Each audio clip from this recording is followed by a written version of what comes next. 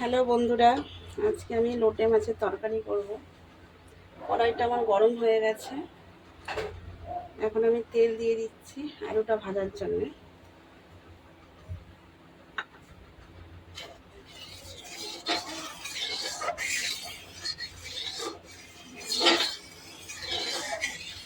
ভালো করে তেলটা গরম করে আলুটা ভেজে নেবো আমি।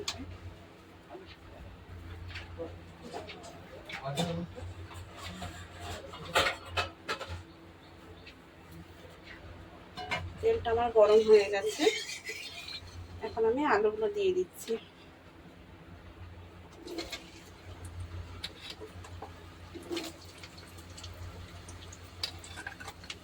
একটু গা মাখা তরকারি হবে, বেশি ঝোল না আবার বেশি শুকনো না।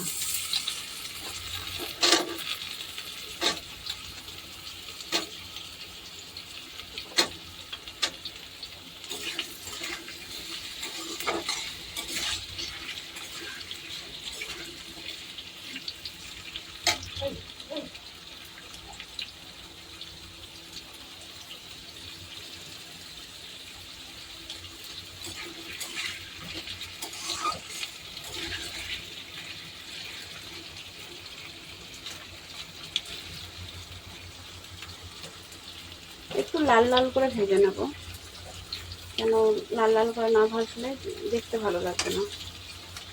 লাল লাল করে ভাজবো, নুনটা একটু পরে দেবো। ভাজাটা হোক ততক্ষণ। ভাজা ভাজা হয়ে গেছে, এখন এখন নুনটা দিয়ে দেবো। নুনটা দিলে ভালো হবে। একটু হলুদ দেবো,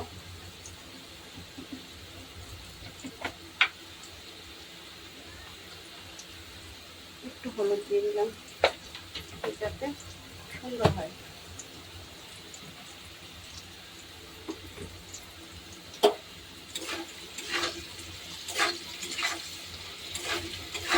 ভাজা ভাজা হয়ে গেছে আমার।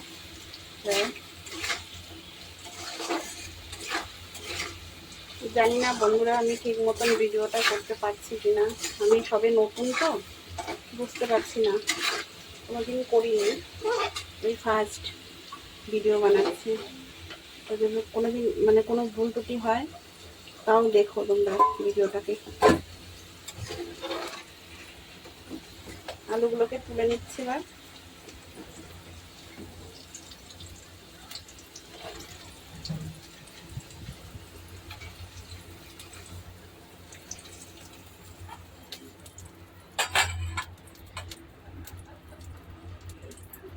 এবার আর একটু তেল দিয়ে দেবো। যত লোটে মাছে না একটু তেল তেল হলে ভালো লাগে।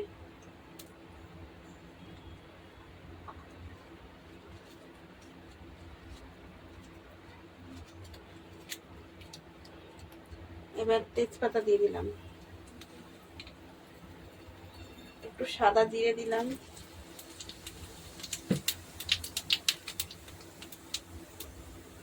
এবার কেটে রাখা পেঁয়াজগুলো দিয়ে দিচ্ছি।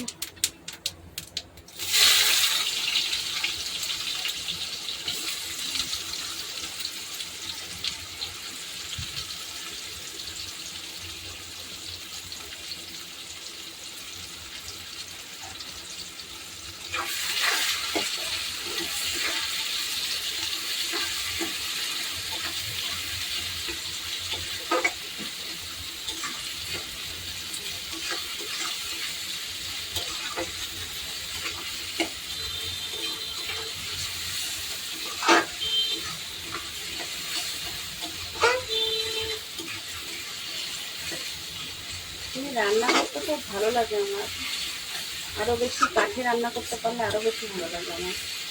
এই গ্যাসের থেকে আমার কাঠে রান্না খুবই পছন্দ, কিন্তু এখানে কাঠ পাওয়া খুব সমস্যা, কিনে আনতে হয়। একটু নুন দিয়ে দিলাম, তখনও দিয়েছিলাম আলু ভাজাতে, এখনও একটু দিয়ে দিচ্ছি, পেঁয়াজগুলো যাতে সেদ্ধ হয়ে যায় তাড়াতাড়ি। আর দেবো না, এই লাস্ট নুন।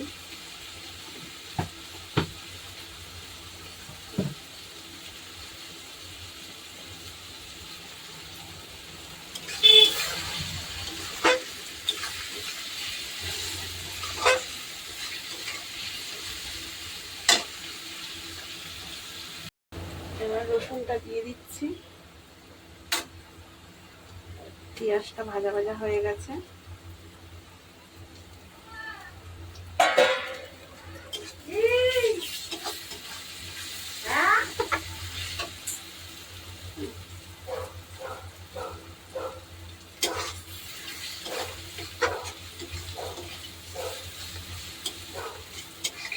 রসুনটা ভাজা ভাজা হয়ে গেলে মশলাটা দিয়ে দেবো।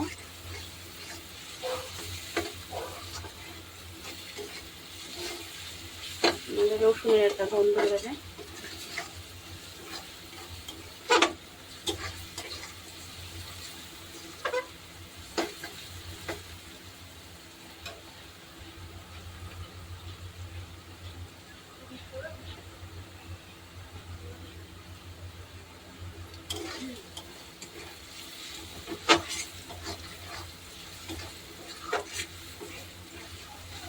এবার মশলাটাকে দিয়ে দিচ্ছি। আমি মশলাটাকে ভিজিয়ে রেখেছিলাম।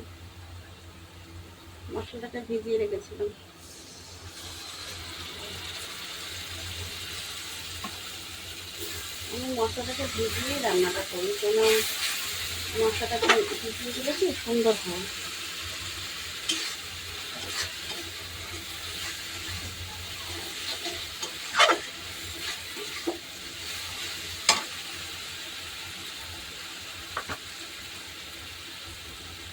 বাটিটার মধ্যে একটু লেগেছিল মশলাটা, তাই একটু ধুয়ে জলটা দিয়ে দিলাম।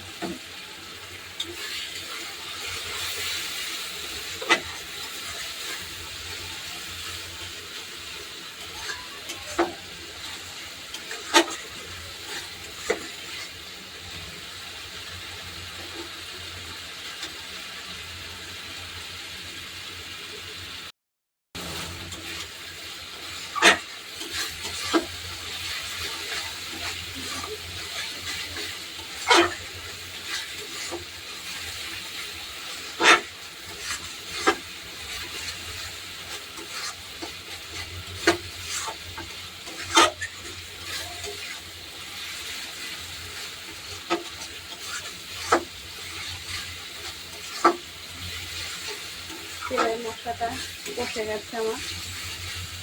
একটু জল দেবো, হালকা করে একটু জল দেবো। এমনি লোটে মাছে জল ওঠে।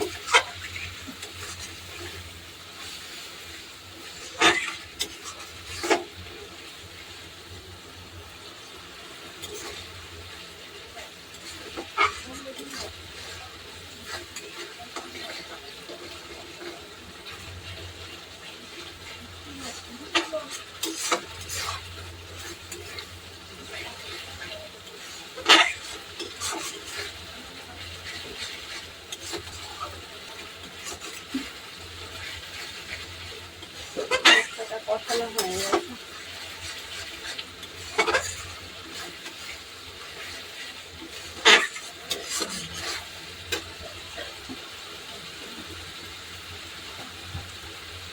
একটু কালার আসার জন্য একটু চিনি দিয়ে দেবো।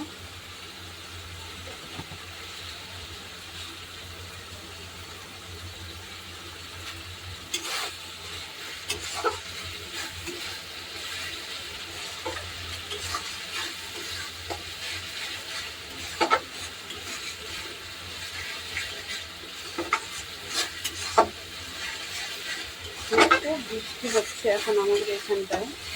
এখন অবশ্য হচ্ছে না, সকাল দিকে হয়েছিল।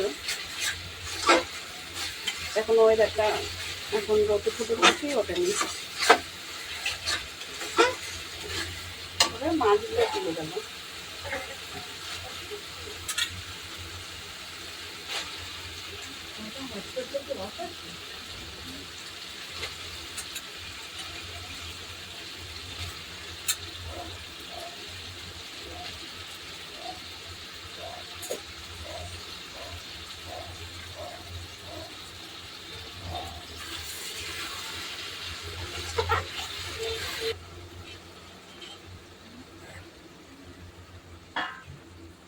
এবার আলুগুলো দিয়ে দিচ্ছি।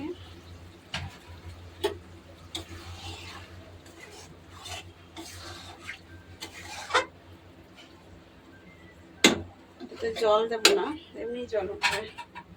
ঢাকা দিয়ে দেবো।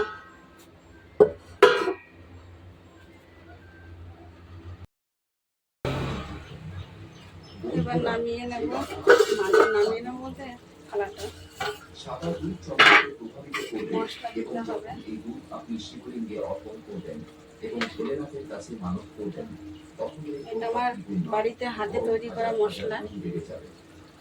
এতে কি হবে যে কিছু আপনার দিয়েই আমি ক্ষতি মশলাটা যোগ বানাই। তৈরি করে। ভোলেনাথ আপনার মানত সঙ্গে সঙ্গে পূরণ করবেন। মা পার্বতীও দ্রুত আপনার মানত পূরণ করবেন। সুতরাং এখন বন্ধুরা এটি বিয়ের জন্য, প্রেমের জন্য। লেগে গেছে। এবং হ্যাঁ বন্ধুরা, যারা বিবাহিত তাদের জীবনে যদি কোনো দুঃখ কষ্ট চলছে, এবার বন্ধ করে দেবো, দিয়ে একটু পরে নামিয়ে নেব। আপনার জীবন সঙ্গী পরে আপনার নামিয়ে কথা মানে না। এবার নামিয়ে নেব। হয়ে গেছে আমার। তাদের সন্তান সম্পর্কিত সমস্যা ছিল বা সন্তান থেকে দূরত্ব ছিল, সেই সব সমস্যাও মিটতে পারে। সন্তানের সাথে সম্পর্ক ভালো না থাকলে সেটা কিন্তু ধীরে ধীরে উন্নতির দিকে যাচ্ছে। আমি সারা সেজে ধরতে পারি না। কিন্তু আপনার পাখির অধিপতি, কারণ দ্বিতীয় পতি অর্থাৎ পঞ্চম ঘরে বসে আছেন তিনি, তাই কখনো কখনো অজান্তেই আপনার মনে জন্ম নিতে পারে পুরো দোষ। এটাকে অসাধারণ কিছু বলা যায় না। প্রত্যেকটি মানুষের মধ্যে কখনো না কখনো এই লোভ জিনিসটা কিন্তু এসেছে। যারা চাকরি পরিবর্তন করতে চান তাদের জন্য ভালো সময় আসছে, সেই সুযোগ আসবে। আপনি জানেন পঞ্চম ঘরের আলো সৃষ্টি হয়েছে, অর্থাৎ বর্তমানে আপনি পিতৃদোষের মধ্যে দিয়ে আছেন। অন্তত 18 মাস এই পিতৃদোষ আপনার থাকবে। এর ফলে প্রেমের ক্ষেত্রে প্রতারণা, বিশ্বাসঘাতকতা বা সম্মানহানি এগুলো কিন্তু ঘটতে পারে। কিন্তু আপনি যদি সাবধান করেন তাহলে এগুলি কোনো ক্ষেত্রেই আপনার কোনো ক্ষতি করতে পারছে না। আপনি যদি একটু দেখি, সচেতন থাকেন তাহলে চেক করে বলুন কেমন হয়েছে। কিন্তু দেখুন বৃহস্পতি যেহেতু শক্তিশালী হয়ে গেছেন, অর্থাৎ কে কি বললো কে কি করলো তাতে কিছু যায় আসে না। যখন সময় আপনার পক্ষে তখন এই যে রান্না করেছি, আমি এখন আমার বৌদিকে দেব, দিয়ে দেখবো। কি রান্না করেছো? এই যে লোটে মাছের তরকারি ধরো, লোটে মাছ। আমি তো মাংসের গন্ধ পাচ্ছিলাম। খেয়ে দেখো ভালো হয়েছে কিনা। সত্যি তো লোটে মাছ? আমি আর ভাবছি মাংস রান্না করছে। না না, মাংস না। এটা তো মাংস ফ্রাই। ভালো হয়েছে, থেকে তো লোটে মাছই খেতে হবে খালি। ভালো হয়েছে। দারুণ হয়েছে, দারুণ।